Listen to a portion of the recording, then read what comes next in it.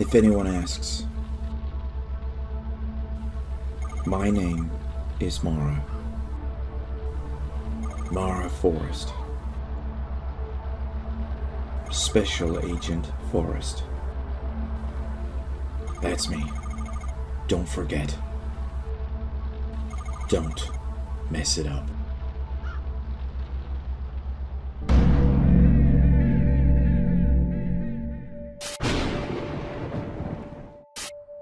Crow Country is a PS1-inspired survival horror game, developed and published by SFB Games.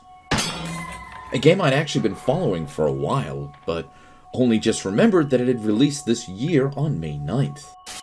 From the minute I saw the game's initial trailer, its graphic choices and gameplay instantly clicked with my brain. It was like Resident Evil and Final Fantasy VII had some kind of forgotten child back in the 90s that I'd somehow overlooked. The low poly characters and detailed backgrounds like a shot of nostalgia straight to my brain. I love retro-style games, and I love horror games. So by default, I knew this game would be something I'd be playing the minute it came out. And honestly, I had planned on saving this beautiful little gem of a game until Halloween. If you couldn't tell already. But of course, I couldn't help myself but to give the game a play. And afterwards, I realized I didn't want to wait another 3 months to make this video. I wanted to talk about this game now. Crow Country tells the story of our protagonist, Mara Forrest, who's arrived at the locked-up gates of a long-abandoned theme park, Crow Country. And seriously, if I had a nickel for every horror game that's been set at a theme park this year, I'd have like 2 nickels? Which, okay, isn't much, but it's kind of weird that it's happened twice, right? Maybe it just feels like more because I also played Illbleed for the channel a little while back.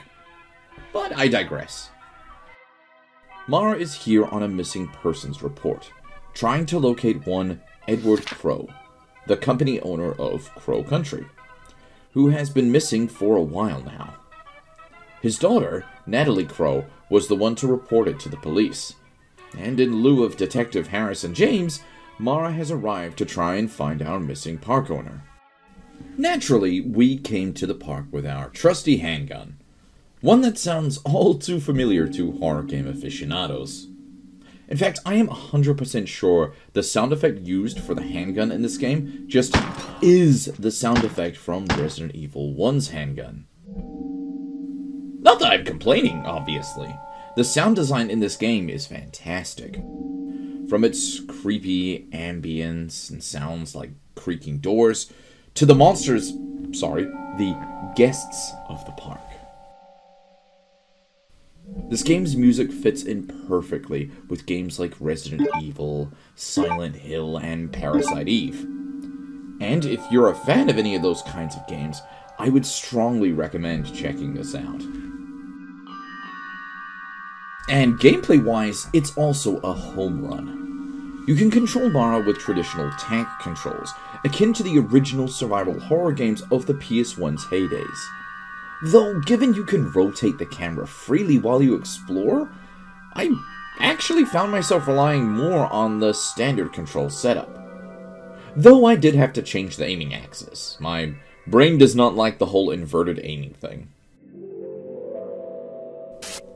Another reason I opted for the more fluid controls over the traditional tank controls is because, well, enemies in this game can be pretty fast at times, and being able to backpedal to reposition yourself, or just outright avoid them, is very important. Which brings me on to the enemies in Crow Country.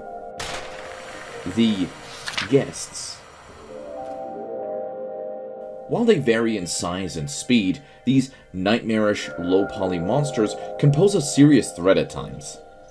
Like Resident Evil, you are able to avoid the guests in places like the park's open streets and larger areas, but when you start entering dimly lit rooms and cramped hallways, you're probably going to find your maneuverability gets pretty limited. Not to mention, in the later stages of the game, some of these enemies can be a real headache to leave around. So balancing your ammo and avoiding combat is always something to focus on. Though if you do ever find yourself completely running out of handgun ammo, you can actually return to Mara's car and get more out of her boot. You can't get any more ammo from here if you have any available rounds from your handgun, but it's still really good to know if you've burned your ammo a little quicker than you'd expected, you can go back here. And due to the game having you manually aim your handgun, it does take some time to kind of line up your shots, which can have guests getting pretty close to you. The game does say that you deal more damage to close enemies, and it's possible to decapitate guests. I'd still recommend just keeping a good distance between you and the guests, as the minute they get into attack range, these things will dish out hits pretty quickly.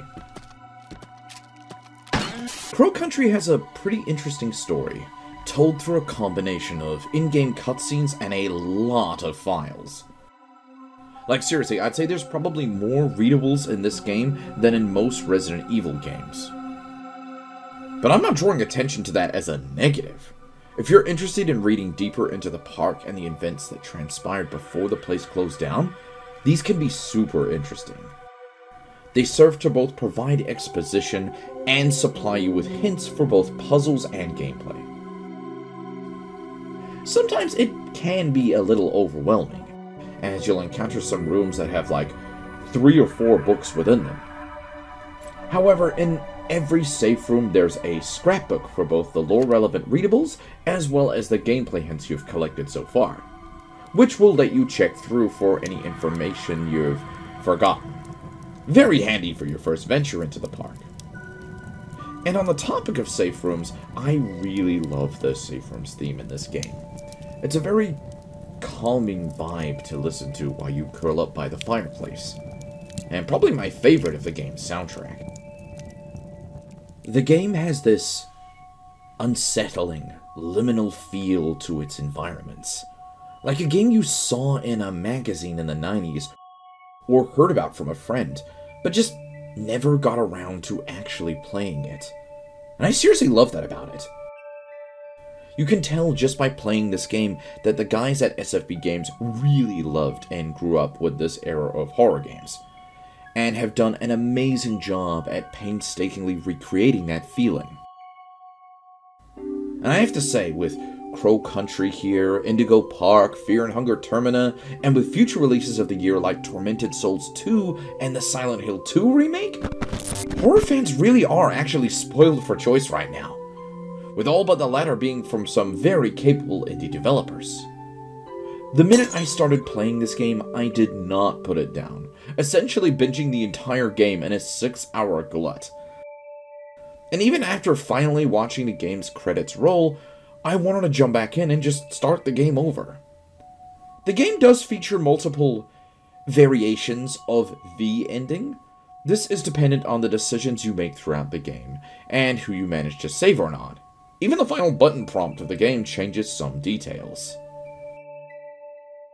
After beating the game, you'll unlock up to 3 bonus weapons for future replays of the game, dependent on how you scored, as well as new optional objectives for future replays for hunting down, which are the Crystal Crow statues, which completing themselves will reward you with another alternate costume and another hidden weapon. I love when game unlockables are tied to challenges rather than just some cash shop purchases, and these bonuses are a lot of fun to earn and mess around with once you've unlocked them. I'd really like to delve more into talking about this game, but at the same time, I think it's the sort of game you really shouldn't have spoiled for you.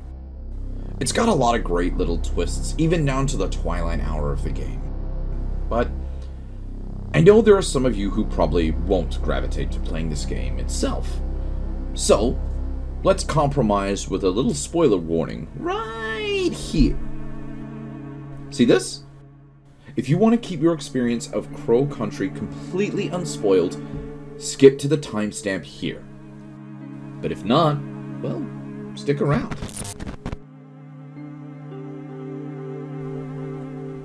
As we explore Crow Country, it's pretty clear something is terribly wrong with this place. The body horror on display is hinted at through the notes we find scattered around the desolate park. See, these guests? Well, at a time, they were people. People that had emerged from the pool, a place we read about in the game, but can finally reach in the game's last moments. Remember those bloody scrawled 2106 numbers we kept seeing around the park? I'm sure your natural instinct is to try this code on one of the game's many keypads or number puzzles. Only, you can't. You can't use this code number anywhere, because none of the park's keypads have a 0 on them. Even in one of the game's notes, a staff member says it can't be a code for anything in the park. So, what is it? Or rather, when?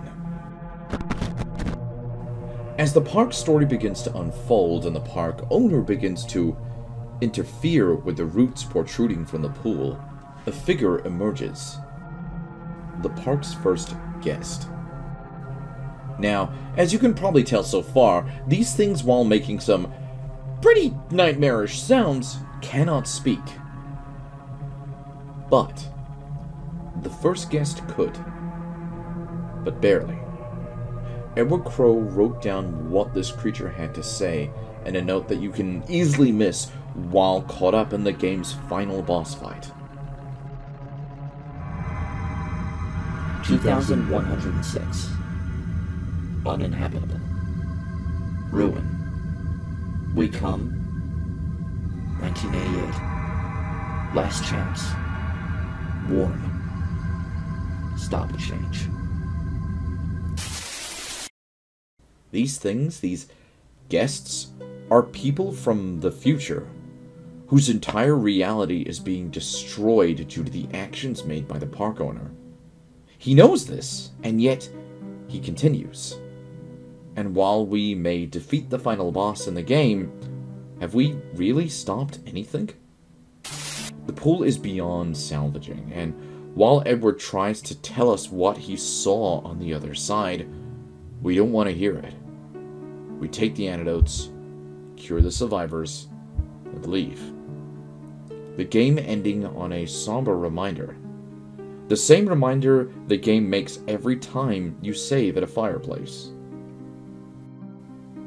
A curious mixture of hope and dread. Maybe everything will be okay. And maybe it won't.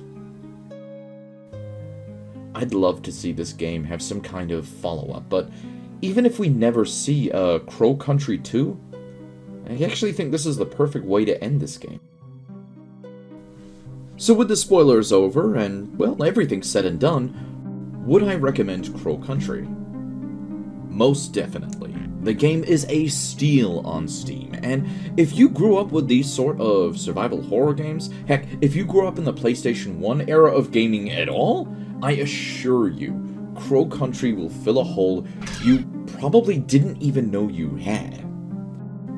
As far as horror games go, it's not gonna send you flying out of your seat with jump scares like a well-rehearsed YouTuber. It's more of a somber kind of creepy, like a comfort food of a horror game. The atmosphere is fantastic, the sound design top-notch, its story a fun one to piece together, and its final twists genuinely giving you a satisfying eureka moment. And for now, this is where we part ways. I hope you'll all enjoy your time within the park. Take your time, enjoy yourself, and all the things to see and do here. But a friendly word of caution, avoid the guests. And take care.